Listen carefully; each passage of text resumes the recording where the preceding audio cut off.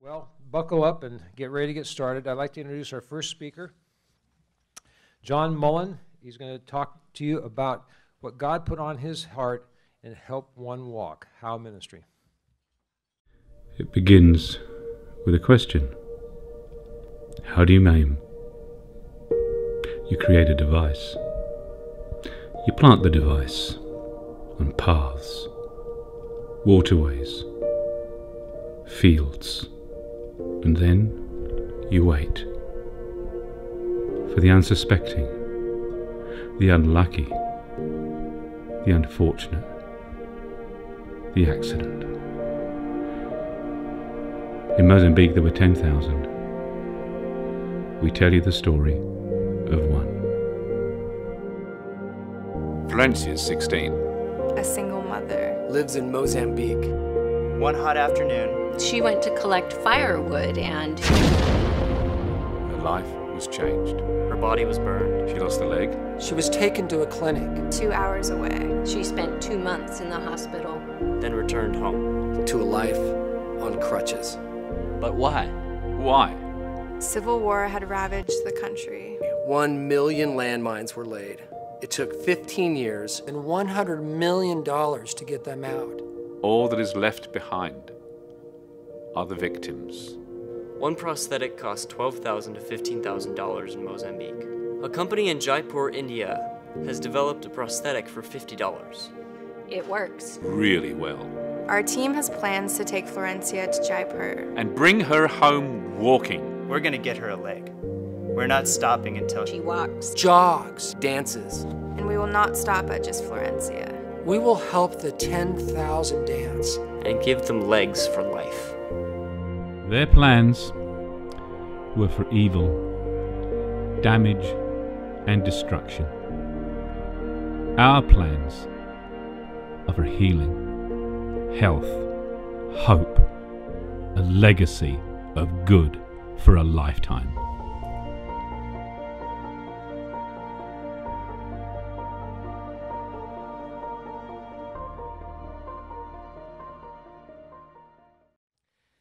"14 years ago, I was a 46-year-old on my way to early retirement. And honestly, I wouldn't have stopped for someone like Florencia. And I don't want you to get me wrong. You know, I cared for the poor. I sat on committees for the poor. And I also wrote checks for the poor, but I wasn't engaged with the poor until I went to Mozambique in 2002, and everything changed for me. I was part of a faith-filled movement of people stopping for the one orphan, the one diseased, the one disfigured, and the one amputee. And I was there with my friend, a burned-out pastor, Douglas, who, in Bono's words, still hadn't found what he was looking for. 14 years later, the experience has dimmed but never been forgotten. It was ignited when I met up again with my pastor friend Douglas, and we started to recount the impact that this trip had on us. And one phase that never left us was those 4 words, stop for the one. Last year, Douglas came back to our city, Santa Barbara, and while we were on a walk, we felt this nudge. We felt something that was bigger than ourselves and a tap on the shoulder, and that was write a book. So we began writing a book entitled The Accidental Disciple. On the left is the Bacaria, a dump in the middle of Maputo, Mozambique, where the poor are born, they live, and they die. On the right is Paradise, my hometown of Santa Barbara. Douglas and I wrote about our experience in Mozambique and the stark contrast between their world and ours. And to be truthful, 12 chapters into the book, it was still somewhat a sanctified selfie book. But then one unforgettable day in May of last year, while doing research on landmines, it took a dramatic turn. Tucked away in a National Geographic article on women deminers, after basic facts of 1 million landmines being laid and 10,000 landmine victims, there's a couple paragraphs on Florencia Artur's situation down in Mozambique. And at that moment, as we were staring at the screen, we realized we couldn't just write about one. We had to do something for the one. And frankly, Florencia needed a better ending, and so did we. We decided there and then that our book couldn't be finished unless we got her leg. And in many ways, this was our burning bush moment. We then began to see many events fall into place. And the first was we discovered the journalist who wrote the article was an adjunct professor from Cal Poly. We called her, and she put us in touch with her main contact in Mozambique. Adarito Ismail, who was head of demining for Handicap International, took 2.5 days out of his schedule to find Florencia and deliver a letter from us. This is Adarito reading our letter, offering to help Florencia get a leg. And what's amazing is Florencia had never heard or seen an artificial leg before. But when she was asked, she nodded. We then began a search for a prosthetic leg for Florencia. And in the U.S., a prosthetic costs between $10,000 and $70,000. In Maputo, Mozambique, it costs between $12,000 and $15,000. So there are two things that were occupying our mind. First, how do we find Florencia a leg? And second, how do we do the same for the $10,000? Like most things, the answer was found in Google. Google led us to Jaipur, India, and to Jaipur Foot.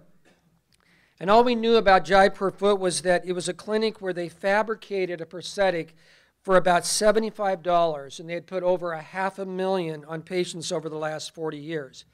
So we emailed the founder, Dr. Mehta, and he invited us to bring Florencia to Jaipur and that they would put a leg on her for free. Now, during this envisioning process, one of our goals was to develop young people as lifetime humanitarians. So we contacted the director of a local high school in Santa Barbara. He was the head of the Media Arts and Design Academy, and we asked if some students would like to work with us with this. And immediately 3 students signed up with the intent to travel with us and film Florencia's story. Let them tell you in their own words here.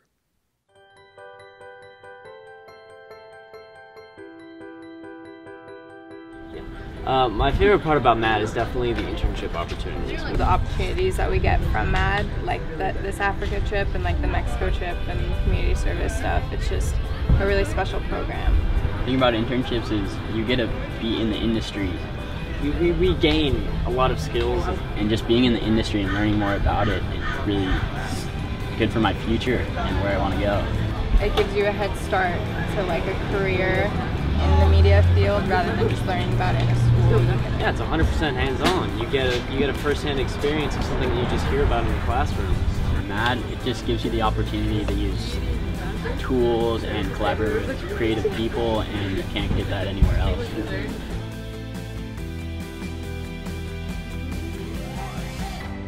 So while working with these high schoolers, we also made an unexpected connection with my alma mater, Cal Poly San Luis Obispo.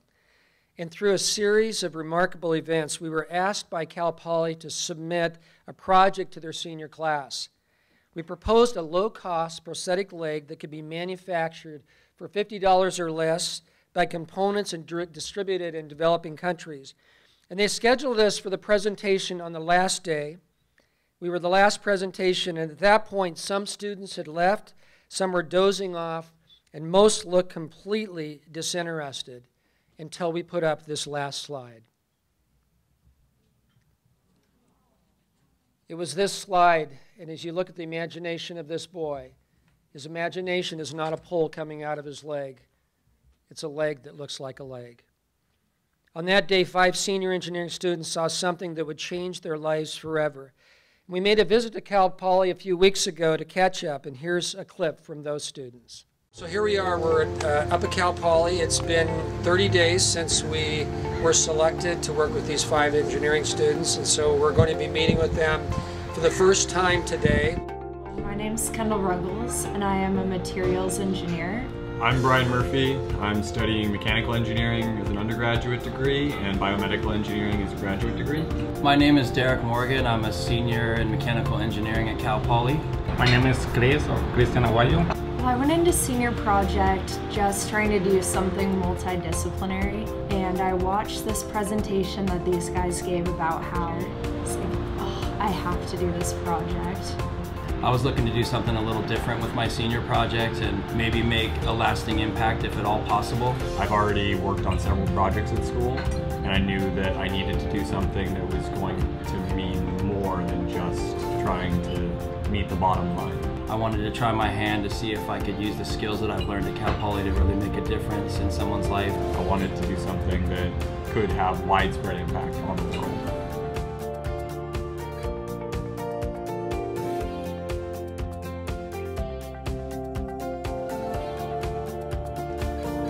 At the end of October of last year, we had 5 high school students, we had 5 Cal Poly students who would be accompanying us on this mission. The high school students went to document Florencia's journey, and the Cal Poly students went to Jaipur to investigate the technical aspects of the Jaipur leg. The logistics of getting this done was a daunting task, and on November 20th, we all left LAX for this unforgettable adventure. This is a map of our trip. The lines represent over 25,000 miles of travel. But this trip was not just about lines and miles. It was about a journey of the heart. One of our high school students, an 18-year-old up-and-coming filmmaker, went for the sole purpose of capturing Florencia's story. What he didn't realize was that his heart would be captured in the process. Let's watch through the lens of his camera, Florencia's homecoming. The SUV rolls up on the sandy soil of Makachula. Adorito opens the door, and the celebration of the miracle will begin.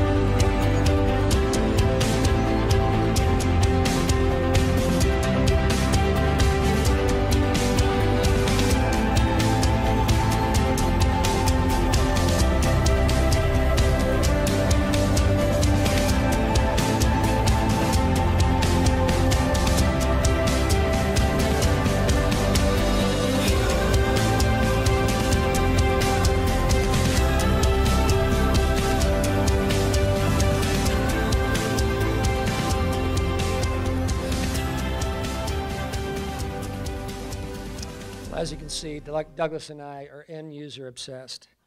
Now that Florencia is home, we have dedicated our lives to make sure that every one of the 10,000 walk again. And to put feet on that thought means that once they walk, we will help them pursue their dreams, whether it's education, vocational training, entrepreneurship, or just going from $1.25 a day to $10 a day so that they can care for their families. And this is how we plan to help them walk. Mobile health clinics that travel to rural villages and fit patients with a prosthetic limb. Why?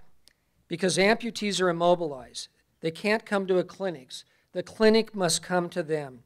So we have formed a partnership with Jaipur Foot, where they'll provide training, staff, and assistance in outfitting the mobile vans, and RAD, Adorito's organization, who will handle all logistics and operations in Mozambique. But this project is really beyond what Douglas and I can pull off on our own.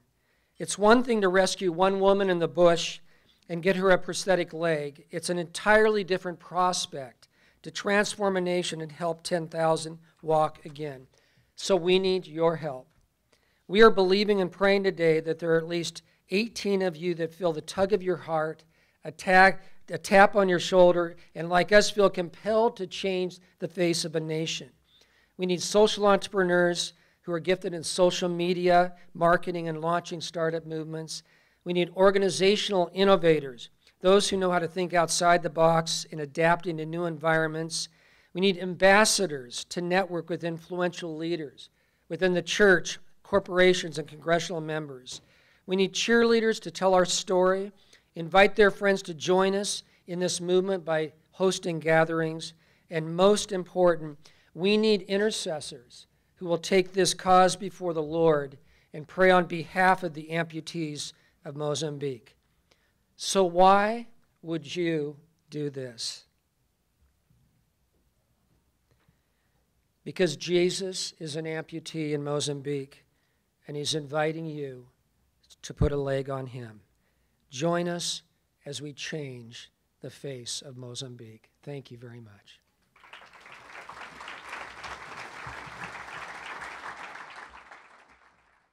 Let's just pray for John. Father, I just thank you for John and for his heart and for the passion that you've given him. Lord, most of us couldn't pick Mozambique out on a map, but you've taken him and Douglas and Kim there, and now they have a heart for it. And they want to see these 10,000 people and more, Lord, be walking, be running, and be dancing. I remember a ministry that came here 15 years ago, and they had the same goal. They wanted to see people have mobility for about $50. And I see what has happened to them. Could we be so bold, Lord, to ask that you might do the same with John? Yes, God. We just thank you. We pray this in the name of your Son, Jesus Christ.